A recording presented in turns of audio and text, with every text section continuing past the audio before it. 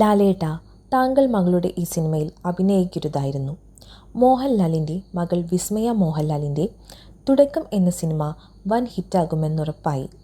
പ്രേക്ഷകരെ ത്രില്ലടിപ്പിച്ചുകൊണ്ട് സിനിമ നിറഞ്ഞ സദസ്സിൽ പ്രദർശനം തുടരുമ്പോൾ ചിത്രത്തെക്കുറിച്ചും മോഹൻലാലിൻ്റെ അതിഥിവേഷത്തെക്കുറിച്ചുമുള്ള ഷിബു ഗോപാലകൃഷ്ണൻ്റെ കുറിപ്പ് ശ്രദ്ധ നേടുകയാണ്.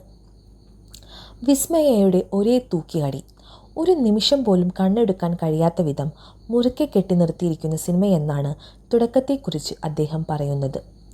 അതേസമയം സിനിമയിൽ ഇല്ലായിരുന്നെങ്കിൽ എന്ന് തോന്നുന്നുണ്ടെങ്കിൽ അത് മോഹൻലാലാണെന്നും അദ്ദേഹം പറയുന്നു. ആ വാക്കുകൾ ഇങ്ങനെയായിരുന്നു: തൂക്കുക എന്നൊക്കെ പറഞ്ഞാൽ വിസ്മയയുടെ ഒരേ തൂക്കിയടി, ഒരു നിമിഷം പോലും കണ്ണെടുക്കാൻ കഴിയാത്ത വിധം മുറുക്കെ കെട്ടി നിർത്തിയിരിക്കുന്ന സിനിമ. തുടക്കം മുതൽ തന്നെ സിനിമ നമ്മളെ അതിലേക്ക് വലിച്ചടുപ്പിക്കുന്നുണ്ട്. പിന്നീട് അങ്ങോട്ട് പിടിവിടാതെ നമ്മളെ കൂടെ കൂട്ടിയാണ് സിനിമ മുന്നേറുന്നത്. ഏറെക്കുറെ പരിചിതമായ കഥാപരിസരങ്ങളും കഥാപാത്രങ്ങളും എങ്കിലും മുഷിപ്പില്ലാതെ കണ്ടിരിക്കാൻ കഴിയുന്ന ചടുലതയിലേക്ക് സാങ്കേതിക പ്രവർത്തകരും അഭിനേതാക്കളും ചേർന്ന് സിനിമയെ എടുത്തുയർത്തിയിരിക്കുന്നു. വിസ്മയ പലപ്പോഴും വിൻറ്റേജ് മോഹൻലാലിനെ ഓർമ്മിപ്പിക്കുന്നു.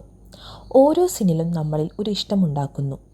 തുടക്കം മുതൽ അതിനെ നഷ്ടപ്പെടുത്താതെ നമ്മളിൽ കയറിക്കൂടുന്നു. ഒരൊറ്റ ഡയലോഗ് പോലും ഇല്ലാതെ ആശിഷ് ആൻ്റണി എന്ന ഐറ്റം ഉണ്ടാക്കിയ ഇമ്പാക്റ്റ്, ഉജ്ജ്വലം എന്ന വാക്ക് അയാൾക്ക് മുന്നിൽ ആയുധം വെച്ച് കീഴടങ്ങുന്നു. സിനിമ കണ്ടിറങ്ങുമ്പോൾ ഏതെങ്കിലും ഒരാൾ ഈ സിനിമയിൽ ഇല്ലായിരുന്നെങ്കിൽ എന്ന് തോന്നുന്നുണ്ടെങ്കിൽ അത് മോഹൻലാലാണ്. ജീവിതത്തിൽ തന്തയായത് പോരാ, സിനിമയിലും വിസ്മയുടെ തന്ത ചമയൻ വന്നിരിക്കുന്നു എന്ന് തോന്നും. ലാലേട്ട, നിങ്ങളില്ലാതെ തന്നെ വിസ്മയ ഈ സിനിമയെ പൊലിപ്പിക്കുന്നുണ്ട്. വീണുപോകുമെന്ന് കരുതി ഒരു താങ്ങായി വന്നതായിരിക്കും. എന്നാൽ നിങ്ങളുടെ തുണയില്ലാതെ തന്നെ വിസ്മയ ഈ സിനിമയെ തൊഴിലേറ്റുന്നുണ്ട്. അത് അവരുടെ സിനിമയാണ്, അത് അവർക്ക് വിട്ടുകൊടുക്കുക. ദയവായി സഹായിക്കാതിരിക്കുക.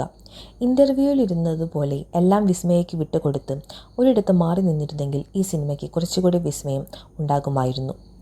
ഇങ്ങനെയാണ് ആ കുറിപ്പ്. നിങ്ങൾക്ക് എന്ത് തോന്നുന്നു? ശരിയല്ലേ?